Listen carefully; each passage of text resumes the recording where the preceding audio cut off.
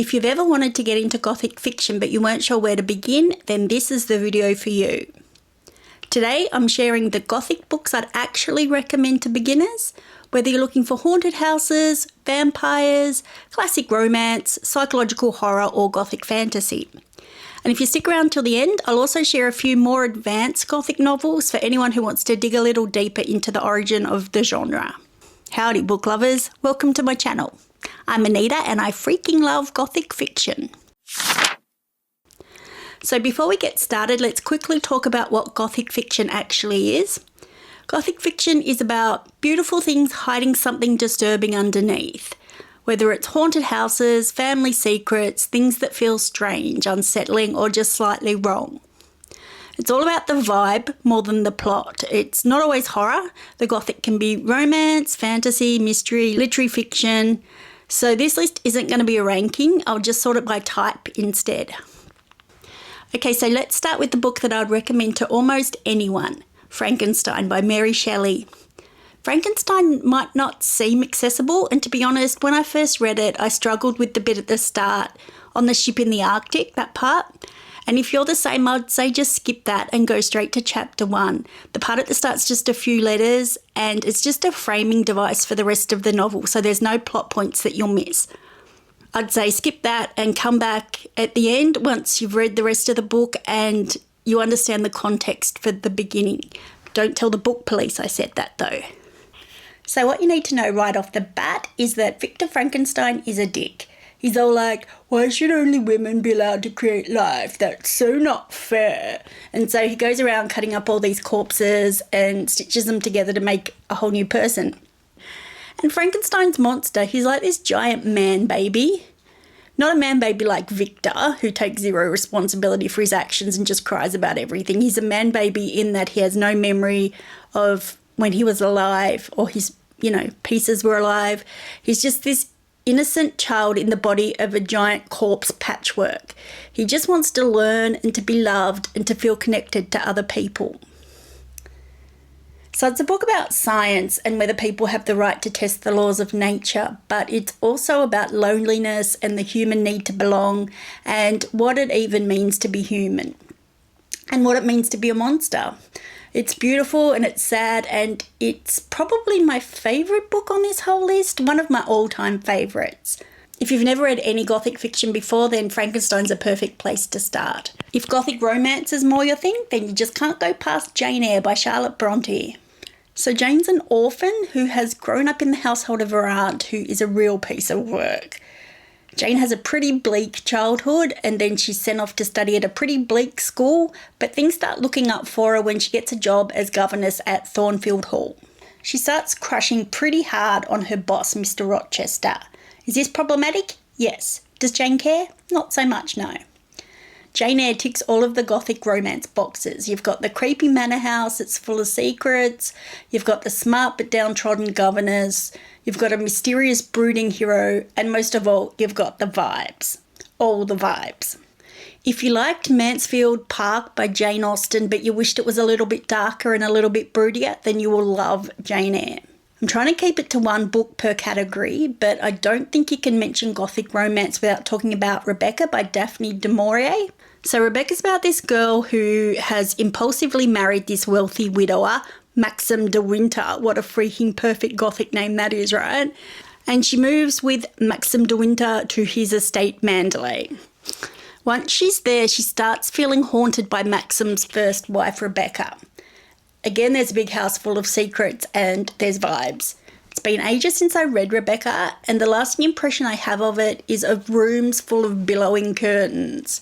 It's definitely a great gateway book for anyone new to Gothic fiction. So on the flip side of Gothic romance, we have Gothic obsession, Gothic revenge. We have Wuthering Heights by Emily Bronte. So Wuthering Heights is about this girl, Catherine, who's the youngest daughter of the Earnshaw family, the family that live at Wuthering Heights. And one day their father brings home this street urchin, Heathcliff. Catherine and Heathcliff have this super intense relationship all through their childhood and teenage years, where they're just this pair of wild things running across the moors and causing havoc. Then Catherine starts hanging out with the other rich family in the neighbourhood, the Lintons, and Heathcliff gets super jealous, especially of Edgar Linton, who fancies Catherine, and Heathcliff gets in this big snit and runs away. The rest of the book, most of the book, is about what happens when Heathcliff comes back. So yeah, it's definitely not a romance. Their relationship is toxic AF, and Heathcliff is a nasty pasty. I mean, Catherine is a bit of a nasty pasty too, but Heathcliff is just super extra about it.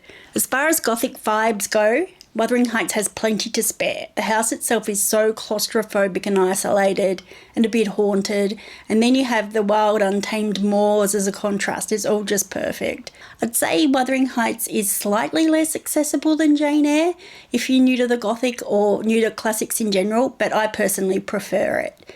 Some of the dialogue's written phonetically though, so if you don't want to try and decode grumpy old Joseph's Yorkshire accent, the audiobook is a safer bet.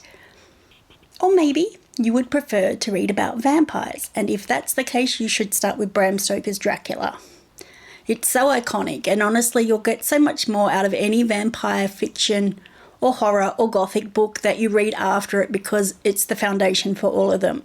So Dracula's told through letters, diary entries and newspaper articles, and at the start this guy Jonathan is writing to his fiancée Mina because he's travelling to Transylvania to do a real estate deal with this weird old guy. And the deal's going to set him up for the future so he and Mina can get married and, buy a house, all that.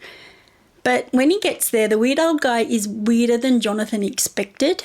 The weird old guy is Dracula, and Jonathan does not have a great time staying at his house. If it was an Airbnb, he would leave 0 stars. Do not recommend. So Dracula moves to England, and the novel follows this ragtag bunch of vampire hunters headed by Dr. Van Helsing, the famous Dr. Van Helsing, as they try to catch and stop Dracula, who wants to, spread his evil vampire business all across the new world, like the modern world. So there's a lot going on thematically in Dracula. It touches on themes about sexuality, tradition versus change, a heap of stuff like industrialization. But at its heart, it is just a really good adventure novel. It's full of suspense and atmosphere, and it's a great place to start with vampire books or the Gothic in general. If you want something shorter and more sapphic, you could read Camilla instead. Camilla actually predates Dracula. It's about this woman who befriends a mysterious stranger called Camilla, and spoiler alert, Camilla's a vampire. The modern retelling of Camilla, Hungerstone, is also really, really good.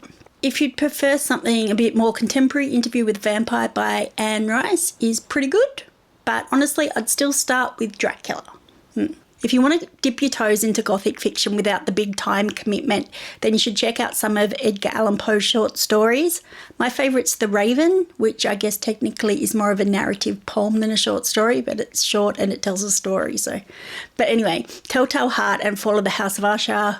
Also, The Mask of the Red Death is pretty good. They're all bangers, so you can't go wrong with Poe. I was going to make a Poe pun, but I can't think of anything. So yeah, I won't give you a rundown of any of the stories because they are pretty short, but Poe's an absolute genius at building tension and atmosphere. He doesn't need a whole novel.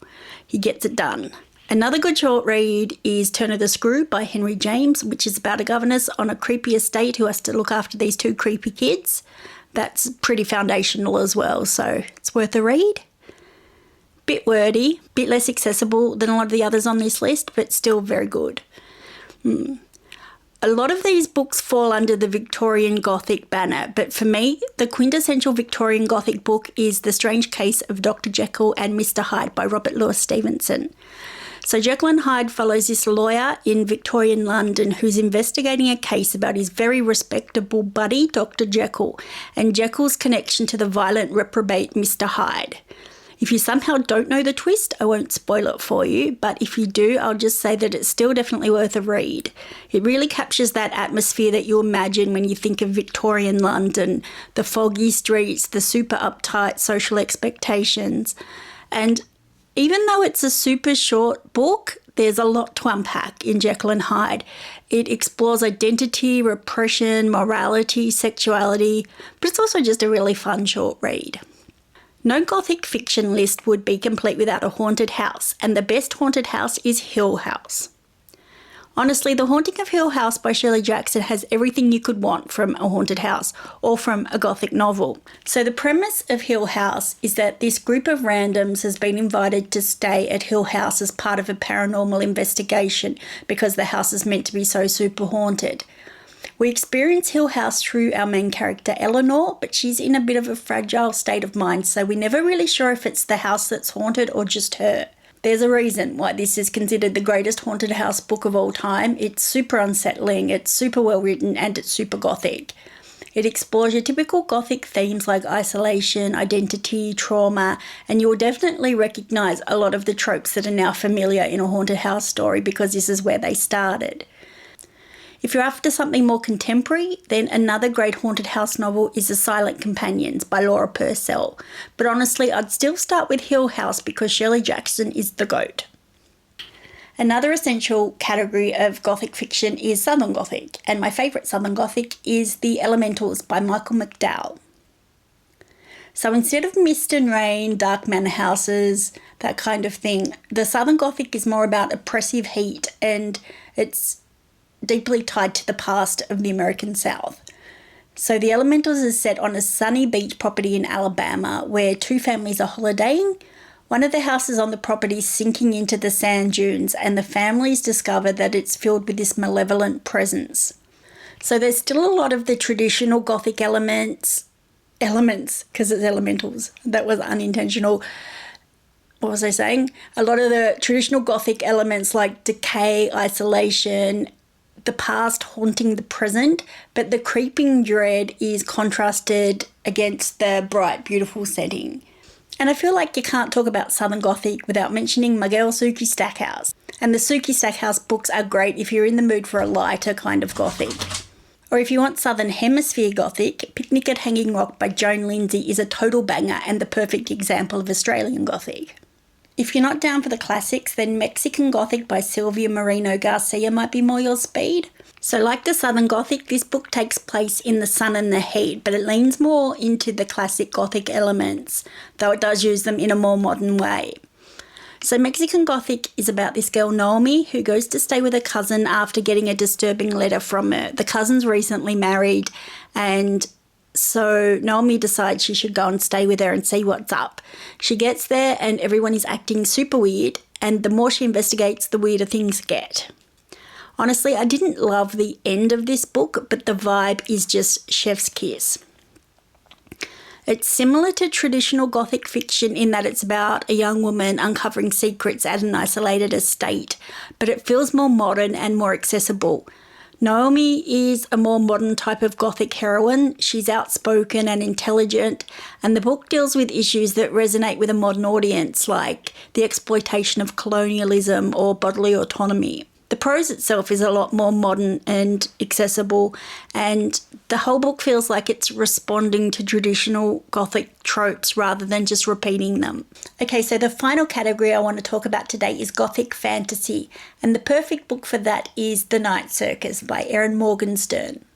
The Night Circus is about two young magicians, Celia and Marco, who have been pitted against each other since they were children in this mysterious competition that was created by their mentors. The contest unfolds within a magical travelling circus that only opens at night, but as the rivalry deepens, Celia and Marco fall in love and they begin to realise that the competition has consequences for them and for everyone connected to the circus. The Night Circus, it isn't traditionally Gothic, but it does capture the Gothic vibe really well. You've got the secrets, the forbidden love, the beautiful setting that has got something unsettling going on beneath the surface. If you're more of a fantasy reader but you do like the aesthetics of the Gothic, then this book might float your boat. Honestly, it's such a beautiful, dreamy book that I think nearly anyone would love it. And it's the perfect example of how the Gothic isn't just horror but can bleed into other genres.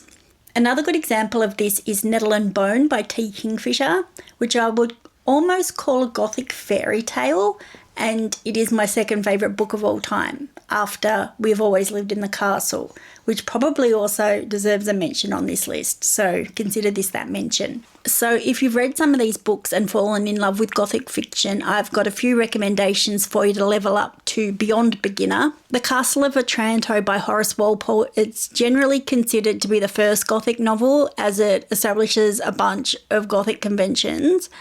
It's about this prince who's trying to maintain his hold on the family castle as supernatural forces threaten his claim to it. Things get weird. The Mysteries of Udolpho by Anne Radcliffe is another book that helped define what we think of as Gothic fiction. It's about a young woman who's imprisoned in a castle and she needs to uncover family secrets and outwit a villainous guardian. So, very Gothic. Northanger Abbey by Jane Austen is the perfect bridge between classic literature and Gothic. It's more of a satire on Gothic fiction rather than outright Gothic. The main character is obsessed with the mysteries of Udolpho. So it's good to read that book first for context. And then there's The Monk by Matthew Lewis, which is basically what happens when you're a 19-year-old boy with access to pen and ink and no access to porn. It's about a pious monk whose life spirals into murder, corruption, and deals with the devil. It is a wild ride, you guys, and you can definitely see why it was censored when it came out.